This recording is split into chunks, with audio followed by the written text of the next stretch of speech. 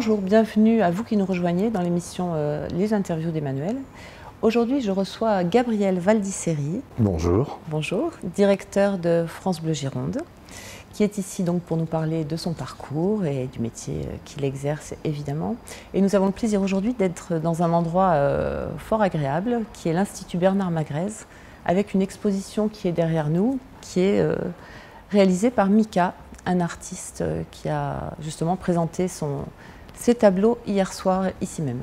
Est-ce que pour commencer, la radio a toujours été quelque chose qui vous parlait ? Oui, parce que avant d'être auditeur, j'étais aussi un consommateur par le biais des parents. Ma mère était une auditrice acharnée de France Inter et mon père était plutôt lui branché sur Radio Monte-Carlo. Compte tenu de l'endroit géographique où nous étions, c'était les deux seules stations qu'on avait à l'époque, donc je parle bien sûr des années où je suis jeune, c'est-à-dire les années 60. Et il n'y a pas dans ces endroits-là ni RTL, ni Europe 1, il n'y a que deux radios emblématiques, Radio Monte-Carlo et France Inter. Voilà. Donc oui, j'étais consommateur de radio avant de devenir moi-même, quelque part, un homme de radio. Voilà.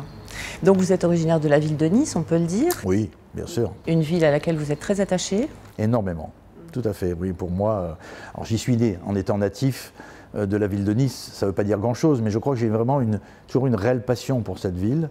J'ai fait tout un parcours dont nous parlerons peut-être hors de cette cité depuis 84 que je l'ai quittée, mais j'y retourne suffisamment souvent parce que j'ai vraiment un lien très fort avec cette ville.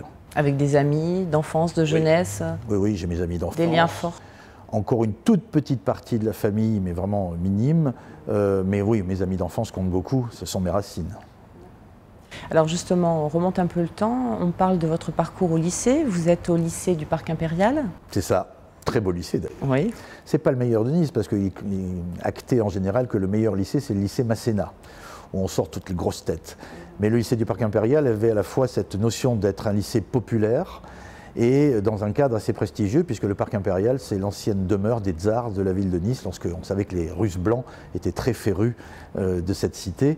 Et donc, effectivement, le Parc Impérial, c'est pour moi les plus belles années, en tout cas, scolaires de ma vie, et c'est aussi là qu'on construit justement des amitiés durables. Alors justement, vous êtes en terminale A3 à l'époque.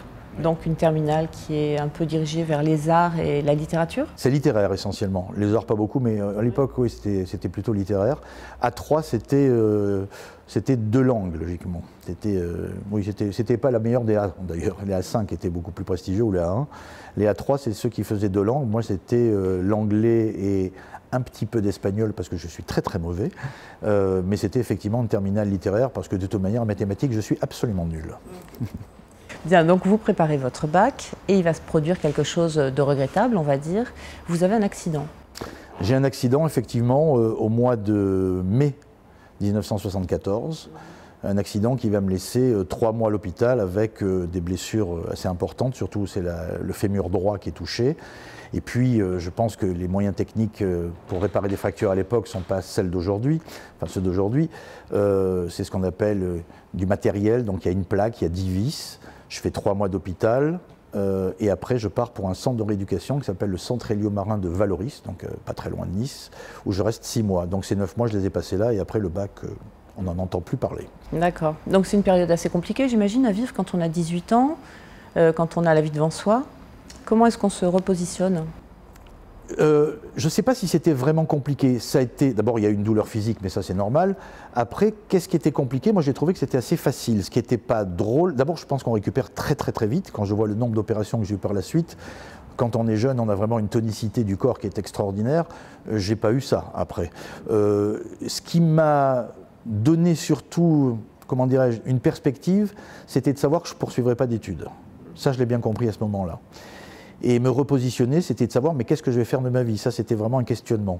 À ce moment-là, je n'ai pas eu de réponse d'ailleurs. J'ai fêté mes 18 ans, donc ma majorité, puisqu'en 1974, on devient majeur à 18 ans, c'est-à-dire la même année, je deviens majeur à l'hôpital, et quand je sors de là, c'est un petit peu une déshérence, je ne sais pas encore ce que je vais faire, donc je bricole, comme on dit. D'accord. Un peu perdu au départ, on va dire. Un petit peu, oui, pas fixé. D'accord.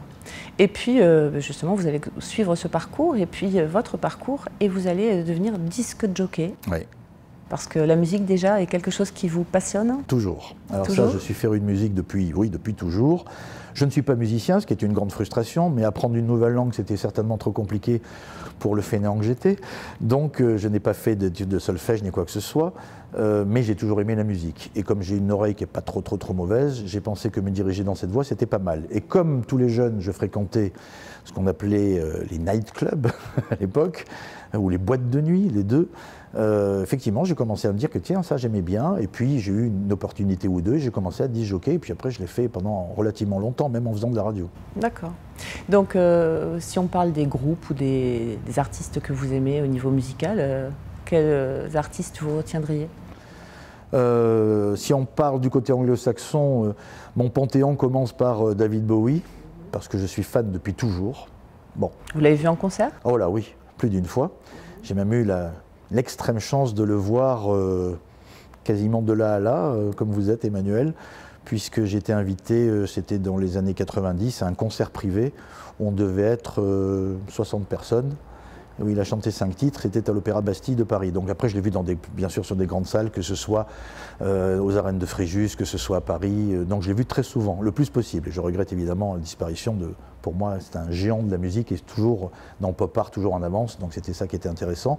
Après, il y en a bien d'autres, il y a les Pink Floyd qui sont revenus très... Si on parle des anglo-saxons, il y a Elton John, il y a des groupes bien plus durs, il y a AC/DC, il y a les Doors, je peux en citer quelques-uns, il y a Queen, il y a en guitare, j'étais un grand fanatique de Jimi Hendrix, enfin voilà, bon, il y en a plein. Et puis dans les Français, heureusement, je n'ai pas que cette culture anglo-saxonne. Là, dans mes préférés, vous allez retrouver des gens comme Alain Bachung, comme Christophe. Je ne suis pas fanatique des groupes, mais il y en a un qui m'a particulièrement marqué parce qu'il est transgénérationnel, c'est Indochine.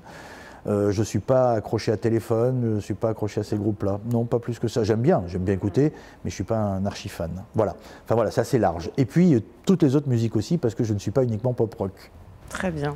Et je crois que vous partagez cette passion de la musique justement avec votre fille. Oui. Alors ma fille, qui elle est une vraie musicienne, à la différence de mes modestes capacités. Elle joue quel instrument? Elle joue de la guitare et elle a fait toutes ses études. D'abord, elle a pris le solfège, elle a été au conservatoire jusqu'au 3e cycle. Après, pour des raisons d'études, elle a souhaité arrêter. Mais elle, c'est une vraie musicienne, avec quasiment l'oreille absolue. Donc oui, non, on partage ça ensemble. Oui, tout à fait. D'ailleurs, on va voir énormément de concerts ensemble. Très bien. On peut voir justement ce dessin que vous nous avez proposé, qui est réalisé par votre fille. Oui. Et il a un petit moment, elle avait 14 ans quand elle a fait ce dessin.